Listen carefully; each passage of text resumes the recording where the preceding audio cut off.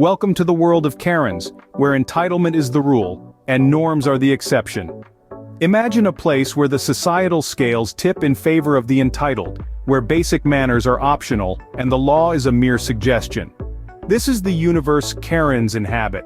In this video, we will delve into the mysterious world of these Karens who, armed with their inflated sense of self-worth, are prepared to challenge anyone and anything that dares to stand in their way. From the calm confines of a park to the bustling aisles of a supermarket, no place is safe from the Karen phenomenon. As we gear up for this exploration, let's set the stage with a brief understanding of Karens and their peculiar behavior. The Karen is not just a person, it's a persona. It's an embodiment of a particular kind of entitlement, a symbol of unchecked privilege.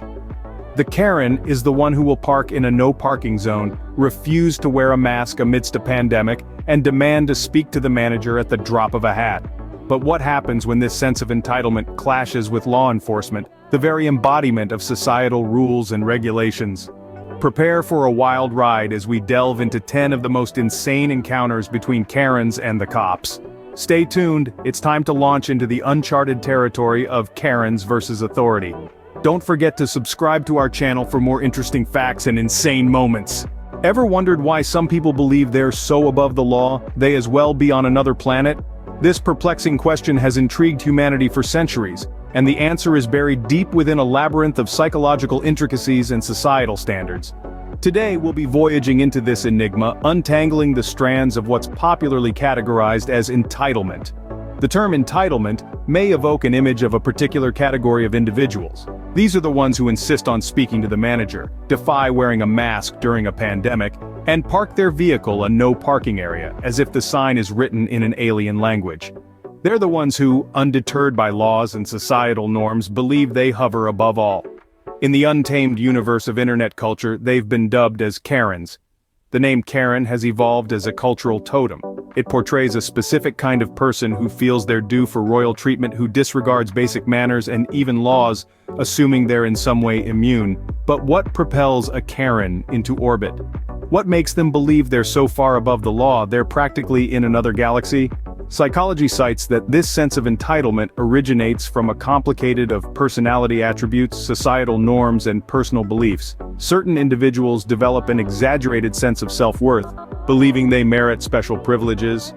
Some might have been programmed by societal norms that have continually rewarded their assertiveness, even it borders on absurdity. However, when this inflated entitlement collides with figures of authority, such as police officers, the situation often rockets into the realm of the ridiculous. Karens challenging the law is a frequent scene. We've witnessed it in parks, supermarkets, on our streets, and even in their homes.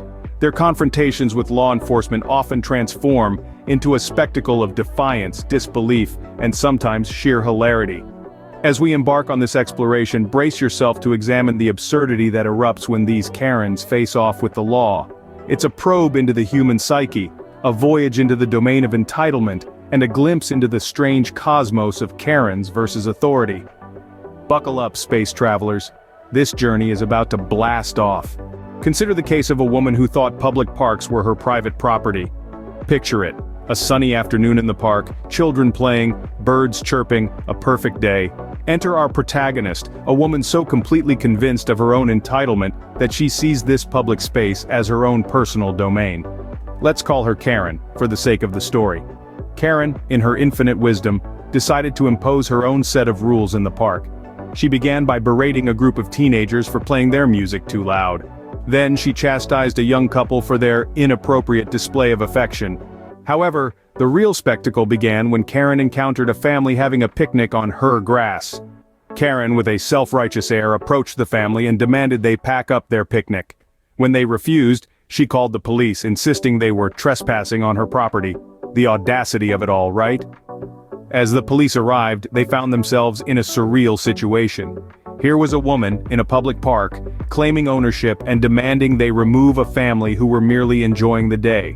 The officers, maintaining their composure amidst the absurdity, calmly explained to Karen that the park was, in fact, a public space, and the family had every right to be there. But Karen was not one to back down. She threw irrational arguments at the officers, insisting she had a right to enjoy the park in peace. She cited obscure laws, made outrageous claims, and even tried to pull rank, asserting she knew someone in the city council who would back her up. The officers, however, remained patient and professional. They listened to her tirade, debunked her arguments, and finally advised her to respect the rights of others in shared spaces. And though Karen huffed and puffed, she eventually had to accept the reality that public parks were not her private property. As ridiculous as this sounds, it's just the tip of the iceberg. Imagine the audacity of demanding special treatment in a supermarket line. Let's dive into a real-life event that unfolded in the most unexpected of places, a supermarket. Picture this: a seemingly everyday woman, who we'll call Karen for the sake of our tale, took it upon herself to disrupt the peace of a regular shopping day. Karen, with a cart full of groceries, decided that she was above the rest of us mere mortals, and didn't need to adhere to the universal rule of waiting her turn. The checkout line, a place of unspoken social contracts, was her battleground. She caused a scene, demanding to be served immediately, ignoring the protestations of the other shoppers who had been patiently waiting their turn. But the situation quickly escalated when a well-meaning police officer, who happened to be in the vicinity, stepped in to defuse the situation. You would think that the presence of law enforcement would be enough to snap Karen back to reality, but oh no, our Karen was not one to back down. She argued with the officer, refusing to accept that her behavior was inappropriate. She even had the gall to claim that she was being targeted, victimized even. The officer, maintaining his professional demeanor, tried to reason with her, but his words fell on deaf ears. In the midst of the chaos, Karen's extreme reactions and outlandish claims became the center of attention. She insisted that her rights were being violated, that she was a paying customer and therefore entitled to special treatment. But here's the kicker: Karen's rights didn't include skipping the line or creating a scene. Being a paying customer didn't grant her the privilege to disrupt the peace or disrespect others. Her entitlement was a stark misinterpretation of her actual rights and responsibilities as a customer and as a citizen. These incidents might seem comical, but they reflect a deeper issue in our society: the sense of entitlement, the audacity to demand special treatment, and the refusal to adhere to basic social norms. These are not just the antics of a supermarket Karen, but symptoms of a larger societal problem that we must address. Picture the scene: a woman refusing to wear a mask in the middle of a pandemic. Now imagine this woman, let's call her Karen, in a bustling grocery store. The air is tense, filled with the collective anxiety of a world grappling with a health crisis. Yet, our Karen seems oblivious, or perhaps just indifferent, to the sea of masked faces around her. Karen's bare face becomes a beacon of defiance, drawing the attention of store management. They approach her, politely asking her to comply with the store's mask mandate. However, Karen waves them off, dismissing their concerns with an air of superiority. This isn't just about a piece of cloth covering her face, it's about her perceived right to disregard the rules that don't suit her. In the face of her refusal, law enforcement is called. 2 officers arrive, their expressions hidden behind masks, but their patience evident in their calm demeanor.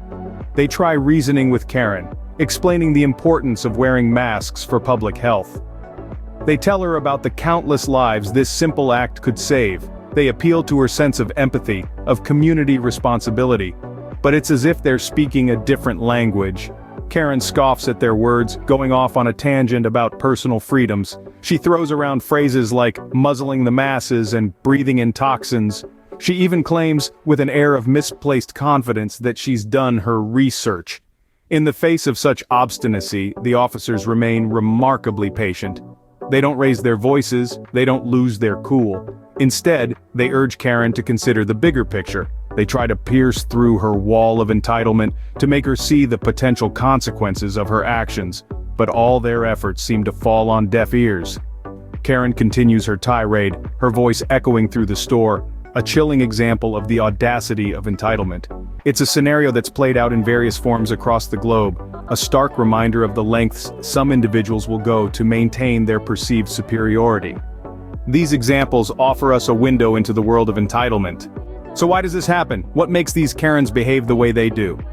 A question we've probably all asked ourselves one time or another. To answer this, we must delve deep into the societal and psychological factors that contribute to this entitlement mentality. In a world that is becoming increasingly individualistic, the sense of entitlement is often inflated. Some people feel that their needs, wishes, or desires are more important than those of others, and they are not shy about expressing it. This self-centered attitude is often further fueled by the echo chambers of social media, where individuals can surround themselves with like-minded people who reinforce their beliefs and behaviors. Additionally, a lack of empathy plays a significant role. Empathy, the ability to understand and share the feelings of others, is a critical aspect of harmonious social interaction. But when this is lacking, it can lead to a disregard for the feelings, needs, and rights of others. Psychologically, some Karens might be acting out of fear or anxiety. Change, especially rapid societal change, can be unsettling for many. And in these uncertain times, this anxiety can manifest as anger or aggression. Let's not forget about the role of privilege. Some individuals have lived their lives in a bubble of privilege, shielded from the realities and hardships that others face.